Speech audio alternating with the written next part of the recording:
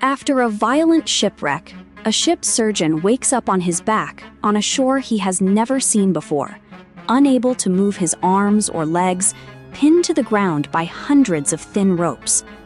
When he manages to open his eyes, the scene in front of him is even stranger than his own captivity. Swarming across his chest are people barely a twelfth of his own height, scurrying about with tiny ladders and spears.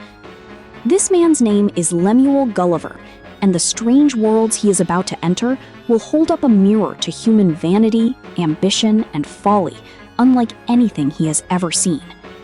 His ship has gone down, his crew is lost, and he alone has swum ashore. The book opens in the calm, matter-of-fact tone of a sailor's logbook, but underneath that calm voice runs a merciless satire of society, politics, and human nature itself. Here is the story. Jonathan Swift was born in 1667 in Dublin, Ireland, to a family of English descent. He never knew his father, and his childhood depended on the support of relatives, an uncertain and dependent upbringing that left him with a lifelong streak of insecurity and anger. He studied at Trinity College in Dublin, then moved to England, where he spent several years as secretary to the statesman and writer Sir William Temple. Those years in Temple's large library sharpened Swift's observant intelligence and literary style, and there he met the political and intellectual figures of the age, learning to wield his pen as a weapon. He was eventually ordained a clergyman in the Church of England, but he returned to Ireland, a homecoming that always felt to him like exile, and spent most of his life there. He rose to become Dean of St. Patrick's Cathedral in Dublin, a post he held until his death. Swift was one of the sharpest satirists of his era, turning his pen against the partisan squabbles of English politics and against England's economic exploitation of Ireland. He is also remembered for a famously bitter, ironic essay attacking the exploitation and starvation of Ireland's poor. Before that essay, Swift had already become something of a popular hero in Dublin, since a series of anonymous letters he wrote helped block England from forcing a devalued coinage onto the Irish public, making his name beloved on the city's streets. In his private life, he guarded his own mysteries closely. He wrote affectionate letters to his close friend Esther Johnson, addressing her as Stella, though the exact nature of their bond has never been settled. He delivered Gulliver's Travels to his publisher in 1726 without putting his own name on it, sending the manuscript secretly by carriage at night, so that the book's true author remained officially unconfirmed for years. The book caused an immediate sensation and reached a wide readership, but it also unsettled the powerful figures it targeted so directly. In his final years, Swift suffered from severe balance and hearing problems and gradually lost his mental faculties. He left much of his fortune to establish a hospital for the mentally ill in Dublin after his death, an institution that still operates today.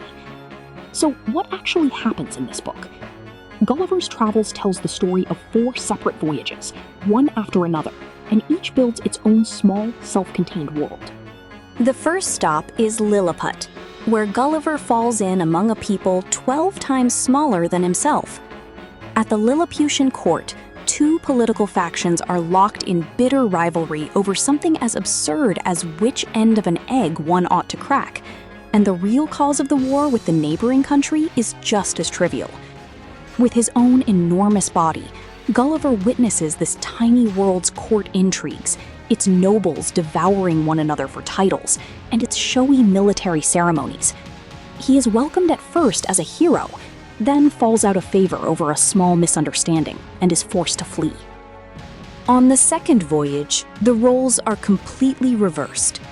In the land of Brobdingnag, Gulliver is no longer the giant. He is a tiny creature who fits easily into the palm of a giant's hand.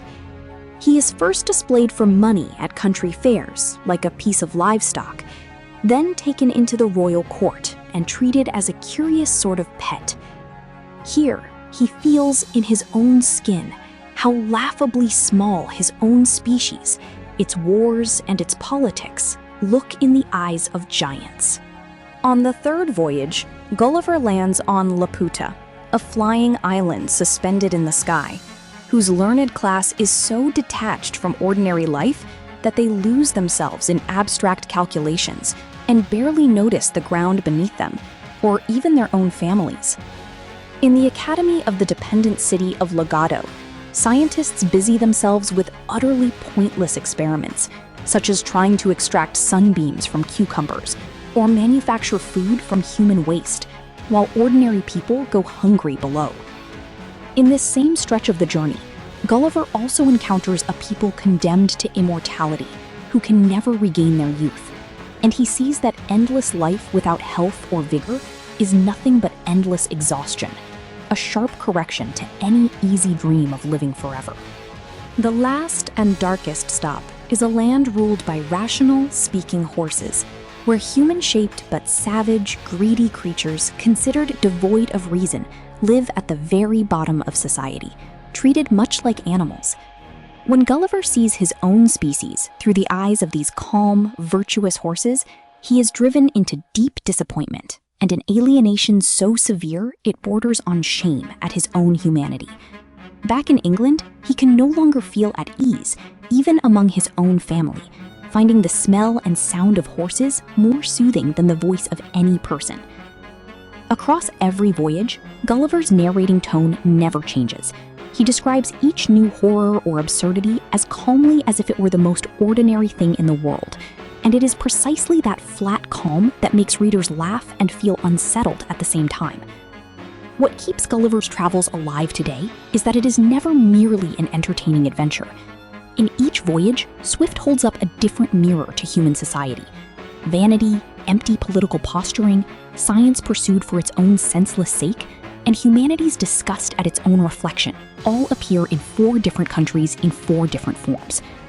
The book can be read as a simplified adventure story for children, and just as easily as a merciless critique of society for adults.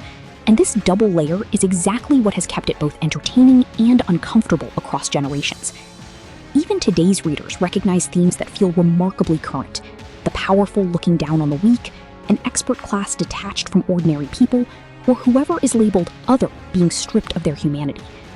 That is why, nearly 3 centuries after publication, the book has never lost its relevance. Every generation keeps finding its own Lilliput, its own Laputa.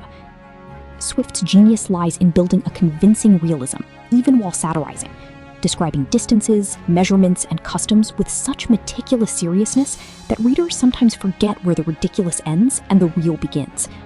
That is why, even now, calling something Swiftian brings to mind precisely this book's cold, exhaustively detailed narrative style. There are some fascinating details behind the book's publication history.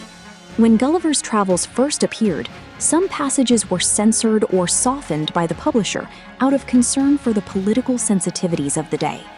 The book was quickly translated into many languages, and the Lilliput episode in particular became so widely known that the word Lilliputian entered English dictionaries as an independent adjective meaning small and trivial. Published without Swift's name attached, the book was at first taken by some readers to be a genuine travel account, and a few readers reportedly tried to locate Lilliput on real maps. Even after the author's identity became known, the book was gradually repackaged as a children's adventure story, though the original text is a far darker and angrier work.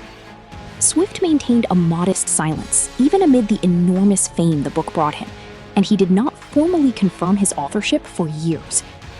In the century since, the book has inspired countless illustrations, caricatures, and stage adaptations. The Lilliput scenes in particular became a visual language that political cartoonists still borrow whenever they want to make a powerful figure look small and ridiculous.